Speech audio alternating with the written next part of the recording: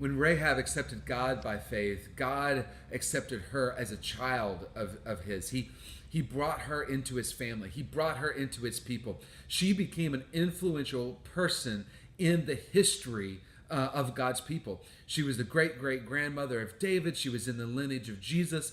God completely brought her in to his family. And when she accepted God by faith, that actually was the litmus test, or the plumb line by which the rest of Jericho was judged.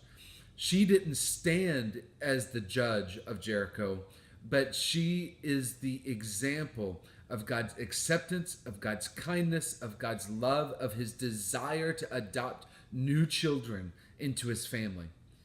And I picked Romans 8 as the final passage in this reading plan this week, because it talks so much about adoption, so much about our relationship with God, so much about God's relationship with us. Paul tells us we don't have a spirit of fear anymore. We have a spirit of boldness. We have a spirit of an adopted child. We are able to run into his throne room whenever we want to. I get the image of the cartoon Brave, the Disney cartoon Brave. I think it was actually Pixar, of the triplets. Now, they weren't adopted, but they were children of the king, and they had free access to the throne room of the king.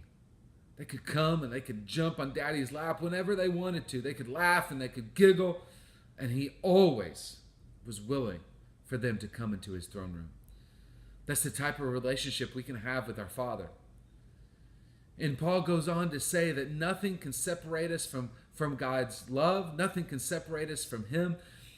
There is nothing to be afraid of. Nothing to be scared of. Nothing that's holding us back. We do not have to live in our weakness. We do not have to live in our sin. We do not have to live in our fear. We do not have to live in any of this anymore, because we have a Father who is strong. He's a leader. He's powerful. He's reliable. He secures us. There's nothing that we have to fear anymore. This passage is huge. One reading doesn't do it justice. We could read this over and over and over again and glean more from it. But it tells us about our relationship with him, his relationship with us, and how he loves us, how he accepts us, how he adopts us to be children of him. We are children, bold children of the King.